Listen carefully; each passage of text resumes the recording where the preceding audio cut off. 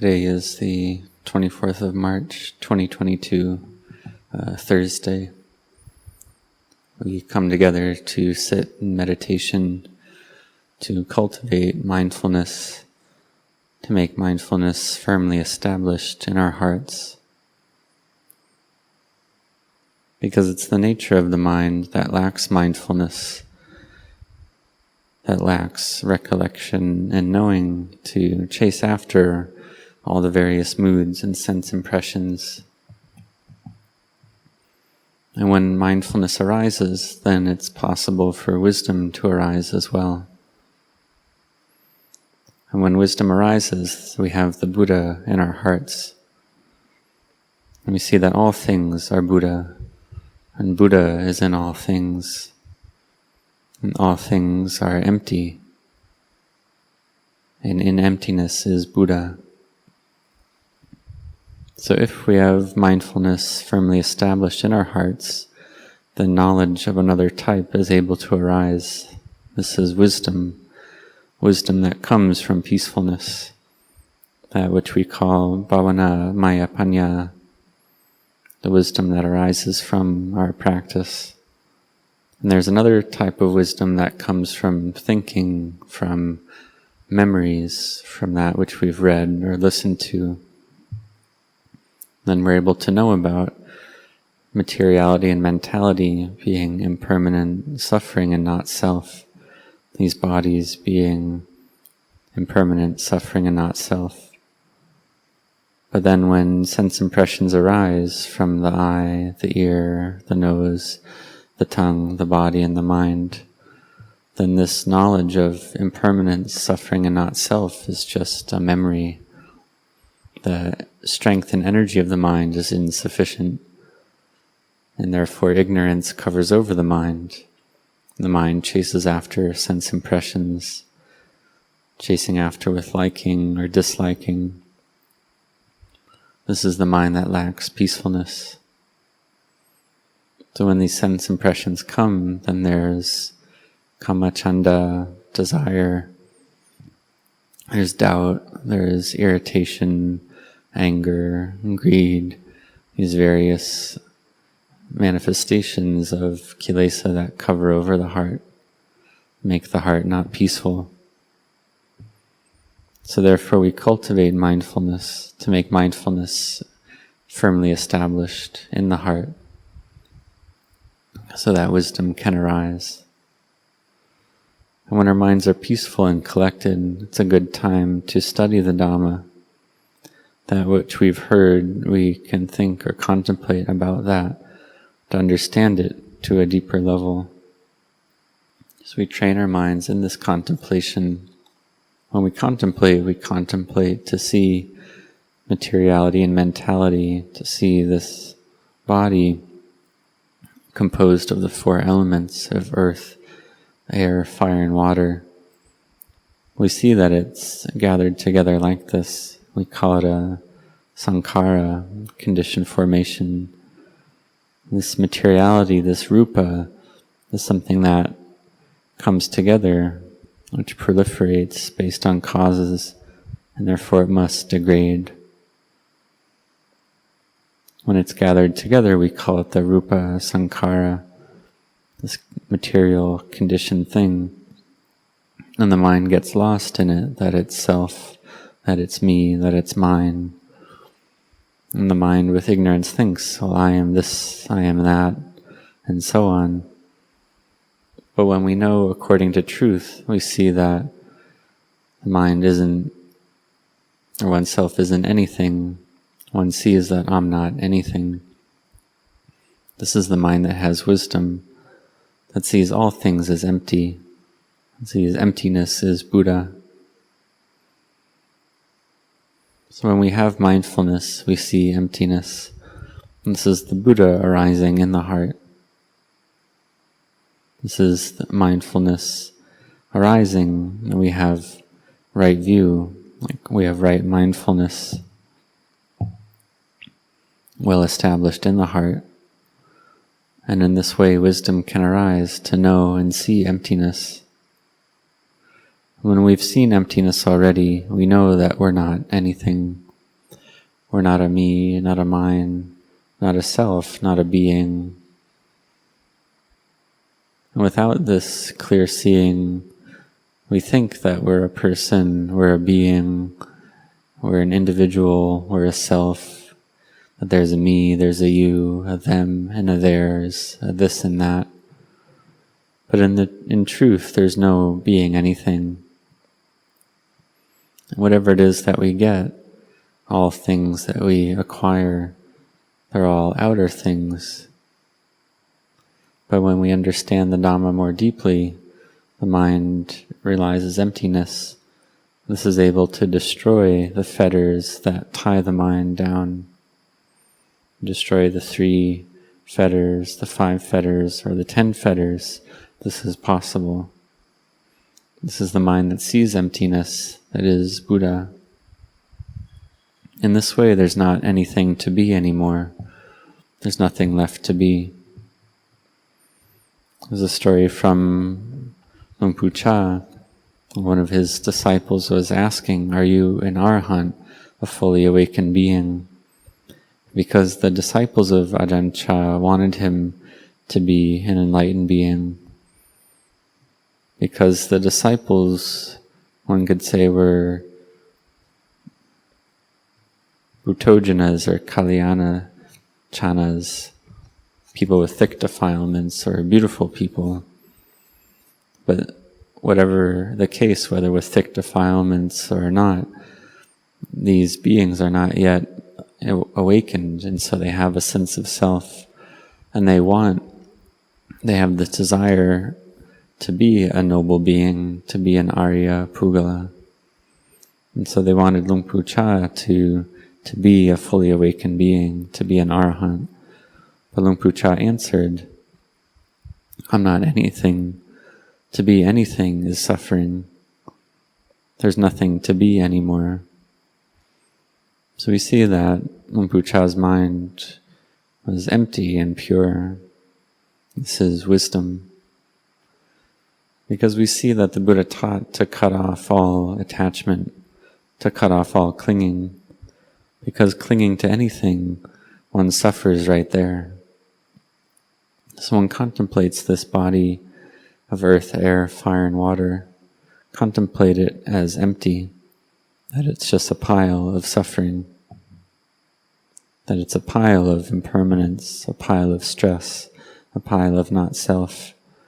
There's no self to be found. Whichever aspect of anicca, dukkha, or anatta that we focus on, we see clearly at that point. We see that it's all not self. This is seeing the Dhamma, knowing and attaining to the Dhamma. So this is the goal of our Dhamma practice. We develop our minds to be devas, heavenly beings, brahmas, to be holy, noble minds. And then at the end, cutting off all kilesa, then realizing nibbana. Then lower than this, we have the animal realms, the hungry ghost realms, the jealous god realms, the hell realms, and so on. So firstly, we close these lower realms. The stream enter, the sotapanna, doesn't fall into these lower realms, and they have no 8th lifetime. Luang Pu Cha would teach that there's no 8th life for a stream enterer. They have at most 7 lifetimes until they enter final nibbana. And the stream enterer is one who's destroyed these 3 fetters of identity view, clinging to rites and rituals, and skeptical doubt. These fetters are that which tie our minds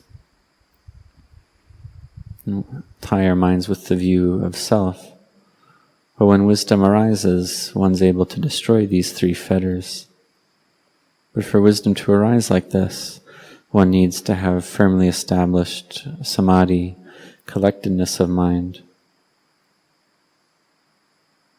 And to reach this point, one needs to have virtue, to have generosity, to practice generosity to its fullest, to do that which is good, to abandon that which is harmful, to do merit to the fullest, to make the mind full and happy with merit. So we do all various types of merit, like offering food, offering water tanks, a place to get water from, to get drinking water, and a way to move that water and use that water. Because sometimes water is hard to find. We make merit, we offer the 4 requisites. In this way, the heart can be full and happy all the time. One helps society, helps the monastic sangha, helps the Buddhist dispensation, helps the poor. And all these things are all types of merit and goodness. One listens to Dhamma, talks on Dhamma, cuts off selfishness, and one cultivates mindfulness to bring the mind to joy and happiness. And one can recollect the good deeds that one has done. One thinks about what good deeds have I done today, what merit have I done today. And think of that, and one makes the mind joyful. This is Jaganusati, the recollection of that which one is given. One makes this the object of the mind. Then we chant to recollect the Buddha, the Dhamma, the Sangha. This is the highest merit. And so we practice to have our minds well established in generosity and virtue, then to make our minds firm in meditation practice. Then we gain the conviction that this is the way to the end of suffering. Just this path, just this one path is the only way to the end of suffering. When mindfulness arises, then we're close to entering Nibbana at that point. To speak in the way of Dhamma, we say that with mindfulness, the Buddha is in our heart. When mindfulness comes to our heart, the Buddha arises right there. So we train our minds to have wisdom. In the beginning, we don't have clear knowing, but we keep practicing to give rise to knowing. And we can give rise to rapture and joy for 3 days and 3 nights continuously. This is possible.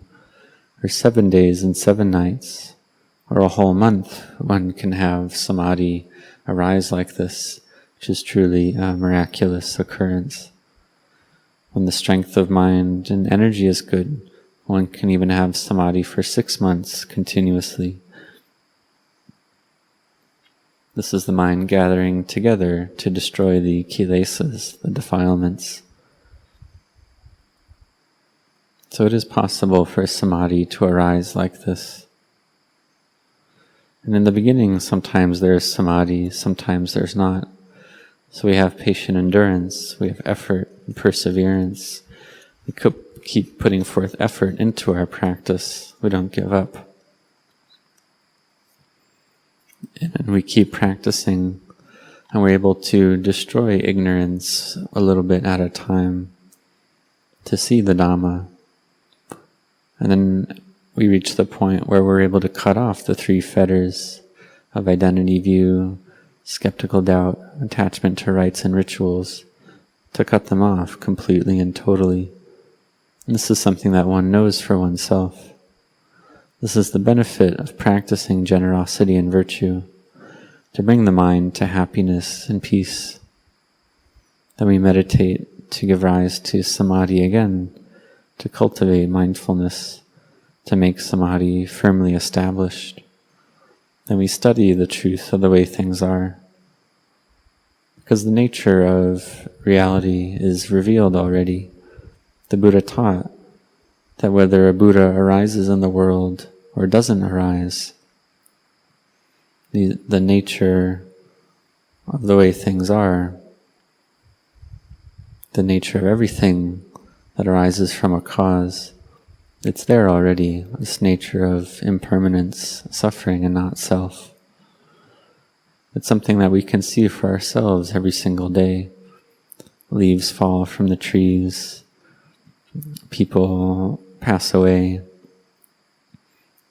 Trees grow from a seed, become big, stay for a while, then they fall down and degrade according to conditions. And this is the way of nature. People hurt each other, kill each other. We see it all as unstable, see it all as impermanent. And if we have wisdom, then if we have the wisdom to see this clearly, then we see the Dhamma, we know the Dhamma. And this arises from our practice. We can see bit by bit, little by little. We keep having patient endurance, keep having effort and perseverance. And in the end, the mind gathers together. The Noble Eightfold Path factors gather together in the mind to destroy the fetters, to cut off the fetters. Then the knowing arises in the heart, this clear knowing, and the mind crosses over from being a beautiful person to a noble person. And then it's not difficult. In the beginning, it's difficult. In the beginning, we have to have effort and perseverance. But if we reach this point, or when we reach this point, it's not difficult. We can say it's heaviness within lightness. But in the beginning, it's heaviness within heaviness. Then it gets lighter. And it's heavy because the kilesas are not yet over. So may all the monastics and all the laity, may you all set your hearts on this practice.